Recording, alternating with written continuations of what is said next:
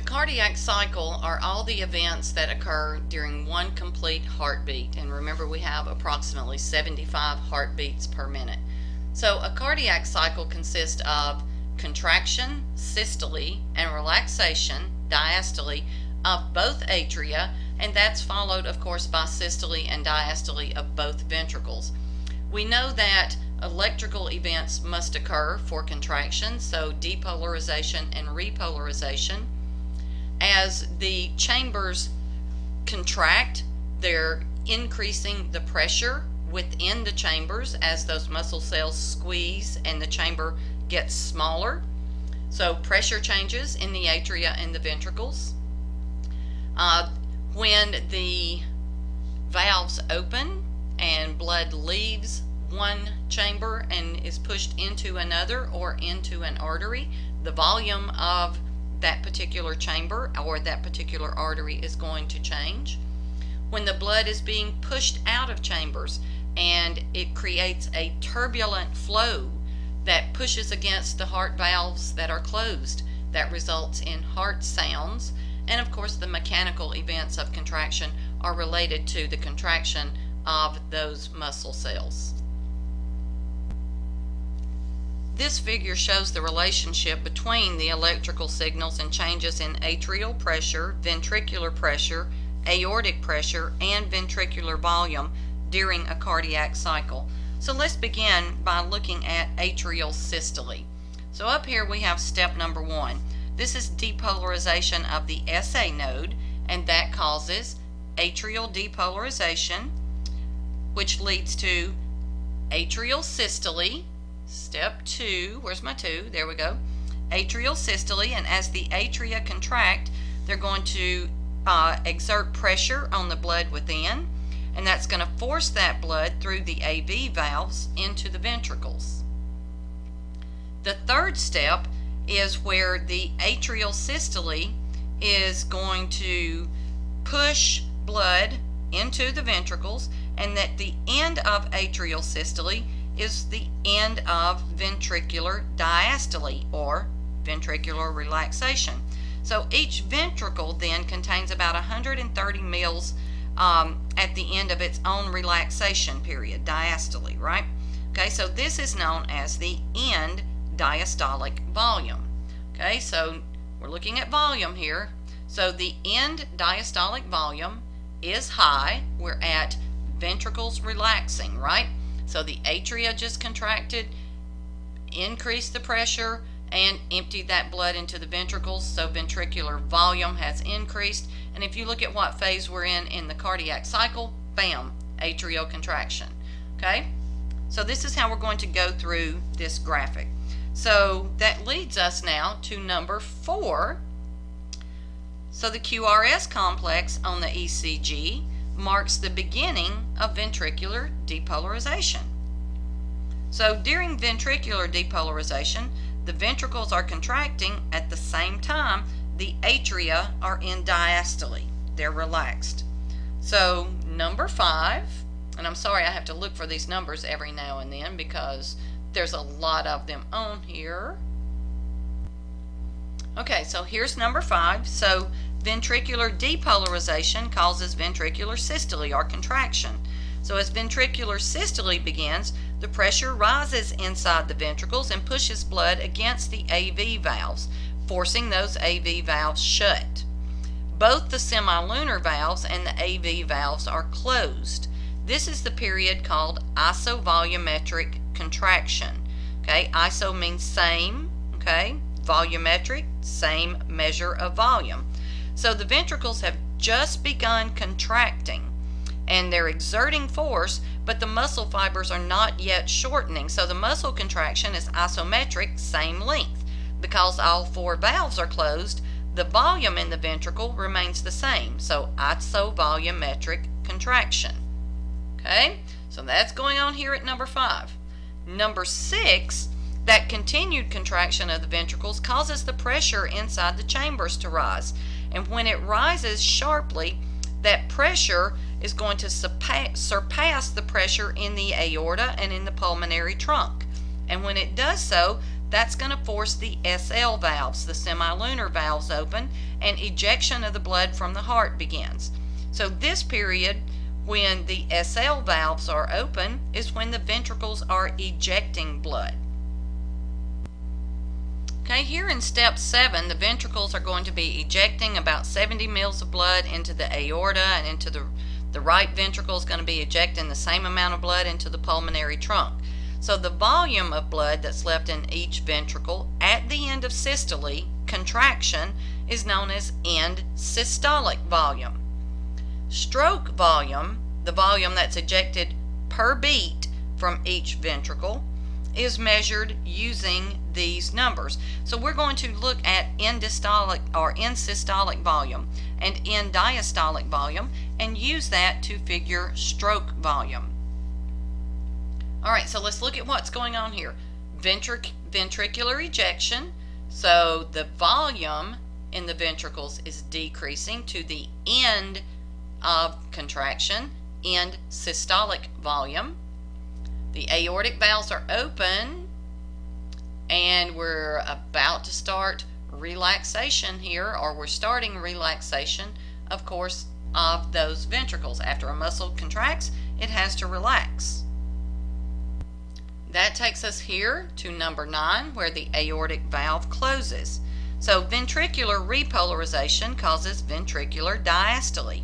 As the ventricles relax, pressure in the chamber falls, and blood in the aorta and the pulmonary trunk begins to flow backwards a little bit because of gravity, back down toward the region of lower pressure in the ventricles. So backflowing blood catches in the cusp of those SL valves and pushes them closed.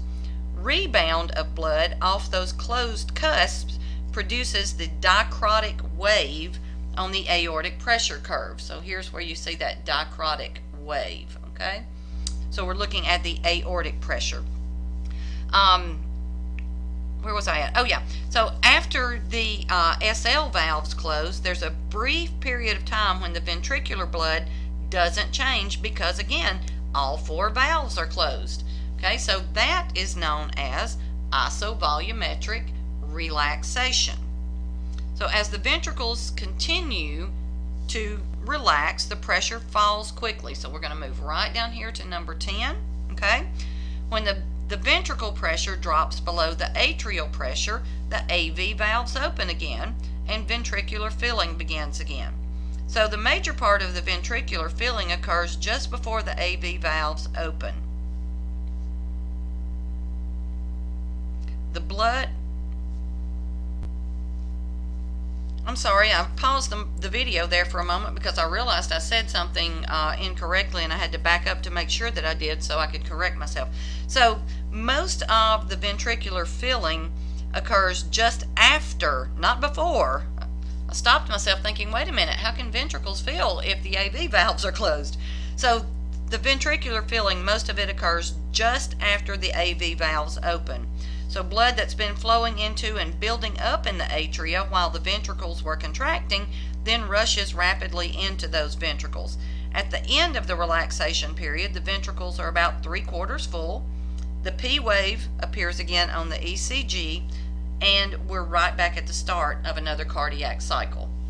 Alright, so all of this explains what's happening with an ECG. What's going on with the electrical activity in relation to contraction and relaxation? What's going on with the pressure in the different chambers as we see these things on the ECG, as the atria and the ventricles are contracting and relaxing? What's happening to the volume in these chambers as the atria are contracting and relaxing, and as we have the different deflections on the ECG? And then what do we call that? What phase of the cardiac cycle is being illustrated by these different changes? So this gives us, even though it's quite a busy graphic here, it does give us quite a bit of information. The one thing that we didn't talk about on this are the heart sounds. So I want you to keep this in mind, S1 and S2. There are 4 different heart sounds that can be auscultated or listened to using a stethoscope. The sound of the heartbeat comes mostly from blood turbulence that's caused by the closing of the valves. So remember, the valves are closed and blood is being pushed out of those chambers, and as it does so, it's going to smash against those closed valves, and that creates an echoing sound, very much like smashing something against a drum. Smooth flowing blood is silent. But if you think about if you're standing near a stream with water flowing, and it's just slow moving water and it's very silent. But if you're standing beside a waterfall or whitewater rapids, there's a lot of noise that's made by that turbulent water when it hits something. So the same thing happens in the heart, and that gives us the 4 different heart sounds. S1 and S2, though, are the sounds that are loud enough to be heard through a stethoscope. So we can also look at the heart sounds in relation to what's happening with the chambers and the valves. Okay? So keeping this in mind, if you look here, there's our heart sound number 1, and what's going on? Ventricular systole. Ventricles are contracting. What do we know about ventricles contracting?